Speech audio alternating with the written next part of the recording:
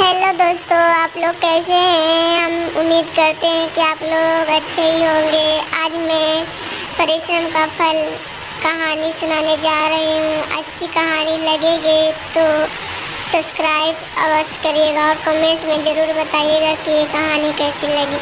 परिश्रम का फल। एक बार की बात है, जाड़ों के दिन थे। मौसम काफ़ी सुहाना था। आकाश के ऊपर कई कई काले मटमैल था। भूरे बादल तैर रहे थे। दादाजी ने उस दिन की छुट्टी कर ली थी और घर पर सभी बच्चों की भी छुट्टी थी। सभी बच्चे इस बात को अच्छी तरह जानते थे कि दादाजी कहानी तो सुनाते नहीं हैं, मगर उस दिन उसका मूड कुछ ज़्यादा ही अच्छा था। इसीलिए उन्होंने कहा, दादाजी आज तो आप हमें एक मज़ेदार सी कहानी सुना दीजिए, बड़ा मज़ा आएगा। यह बात सुनकर पहले तो दादाजी चुप हो गए, फिर बोले, भाई कहानी तो बच्चों रात में ही सुनाई जाती है। इस समय दिन है, रात में कहानी सुनना। तुरंत राहुल ने कहा, दादाजी इसे न दिन कह सकते हैं न रात, आप चाहे कुछ भी कह लीजिए, मगर आज तो आपको कहानी सुनानी ही पड़ेगी। सभी बच्चे जिद पर अड़ गए। दादाजी चाय की घूंट मारते हुए बोले, ठीक है। उनके ऐसा कहने से लगा कि वह कहानी सुनाने के लिए राजी हो गए, लेकिन जैसे ही उनके मुंह से निकला यत भयसित तत भवसी, तब सारे बच्चों ने अपना माथा पीट लिया। ये कहानी क्या सुनाएंगे, यह तो दर्शन का पाठ अथवा सुलेखन रटवाएंगे। सभी बच्चों के चेहरों पर उदासी छा गई थी।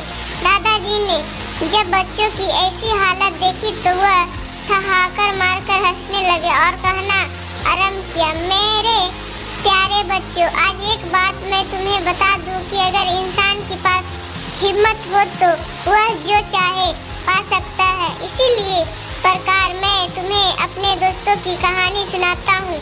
यह कहानी उन दिनों की है जब मैं पुलिस लाइन में था। अगर तुम्हें इस बात का यकीन आ जाए तो तुम जीवन में कभी भी आजमा लेना, वरना आगे खुद तुम्हारी मर्जी।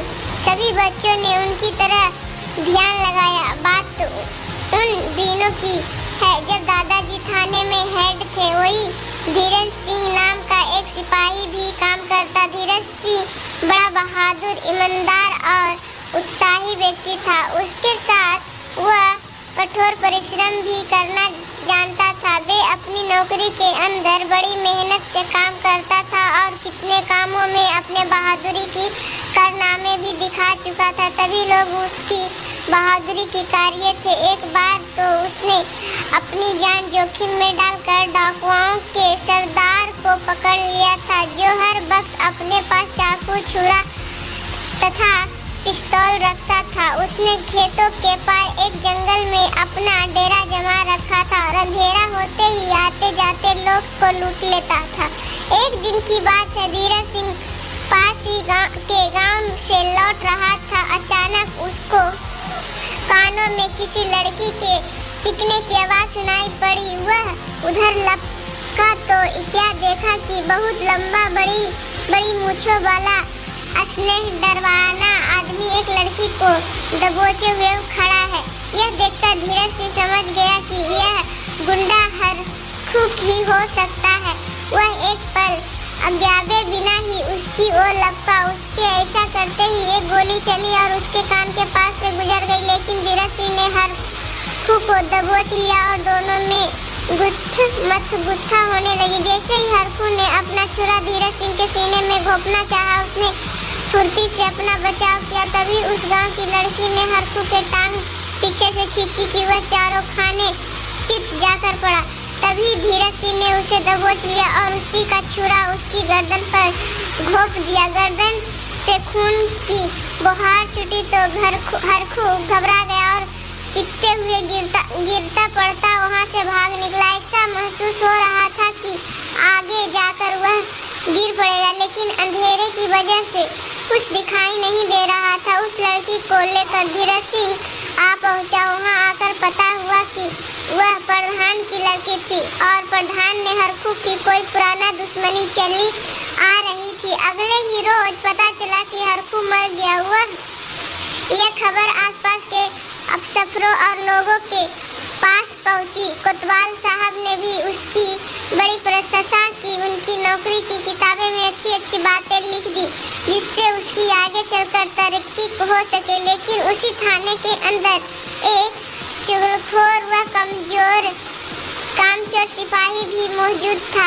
वह धीरज सिंह से जलता था। उसने अफसरों के कानों भरने शुरू कर दिए थे। वह कहता कि धीरज सिंह डाकुओं से मिला हुआ है जी, न जाने वह रात को अपने कमरे में क्या ठोका पीटा करता रहता है। न जाने कौन कौन उसे मिलते आते रहते हैं लेकिन जिसके साथ वह जाता है, लेकिन कोई भी उसकी बातों का यकीन नहीं करता था। एक बार डीआईजी सिदौरे के लिए आए हुए थे। वह चुगलखोर सिपाही भी वही था। उसके स्वागत का जिम्मेदारी उसे सौंपी गई, जिसने डीआईजी साहब की बड़ी देखभाल की और बातों बातों में धीरज सिंह के बारे में उल्टा सीधा बातें करने लगा। डीआईजी साहब ने जब कोतवाल ने उस चुगलखोर सिपाही को डांटा तो उसने यही कहा, हुजूर मैं आपको खुद दिखा सकता हूँ, अगर मेरी बात गलत निकले तो मुझे गोली से उड़वा देना, लेकिन आपको रात के 1 बजे उठना होगा। डीआईजी और कोतवाल दोनों राजी हो गए। रात के 12:30 बजे धीरज सिंह के कमरे में फिर वही ठोका पीटी की आवाजें आने लगी। चुगलखोर सिपाही भागा डीआईजी और कोतवाल के पास आया और अदब से उन्हें चलने को कहा। डीआईजी साहब कोतवाल से कुछ जरूरी बातें कर रहे थे। अगले दिन उन्हें सुबह ही बगल में जाकर बड़े अफसर से मिला था। दोनों अफसर चुगलखोर सिपाही के साथ चल दिए। जाकर धीरज सिंह के कमरे के पास जाकर कान लगाकर सुना। वहाँ खटखट की आवाज आ रही थी। कमरे के अंदर हल्की सी रोशनी थी। दरवाजा खटखटाया गया तो धीरज सिंह घबरा गया। दरवाजे को खोलते ही उसे पसीना आ गया, क्योंकि 2 अफसरों के साथ वह चुगलखोर सिपाही भी था। हल्की रोशनी में सभी ने देखा कि आदमद शीशा टंगा हुआ है और सिपाही धीरज इंस्पेक्टर की वर्दी पहने खड़ा है। यह सब देखकर डीआईजी साहब को बहुत गुस्सा आया।